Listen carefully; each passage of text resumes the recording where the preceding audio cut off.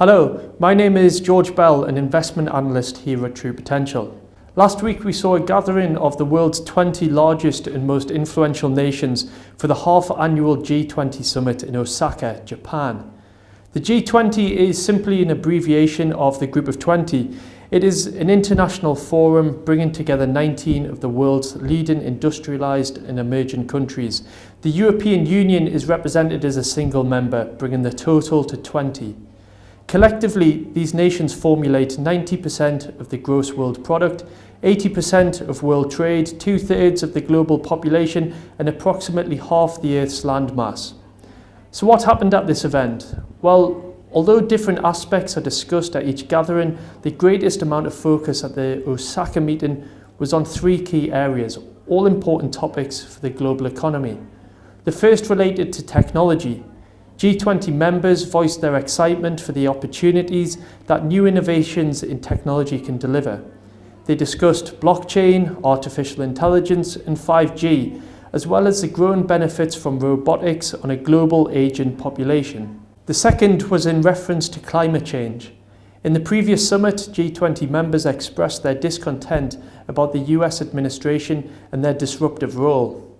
Contrary to the current upswell in public opinion favouring tackling climate change, the current US administration under Donald Trump is withdrawn from the Paris Climate Agreement.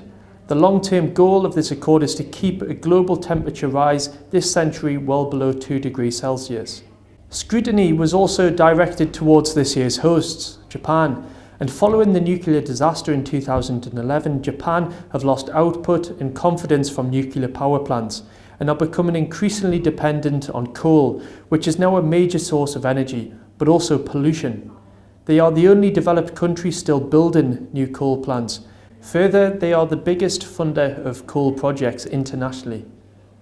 The final and arguably most anticipated theme was international trade. In the lead up to the summit, strains between superpowers China and the US were very evident. Hopes of a thaw portrayed by the media as being extremely unlikely turned out to be a reality. In typical Trump fashion, he wrong-footed the doomsayers. Both countries agreed to continue negotiations, causing the stock market to rally, reaching a new high. Further, the EU and Mercosur, the South American trading bloc, announced a new political agreement, an outcome that took 20 years to formulate. So what happens next? Well, the key message from leaders at the G20 is that heightened geopolitical tensions restrain investment, curtail global economic development, and potentially damage growth. Trump and Xi are intent on finding a resolution on trade, although even after this is settled, jockeying for global dominance between the two parties is unlikely to end anytime soon. Back to the negotiation table on trade after the G20 is a better outcome than many had expected.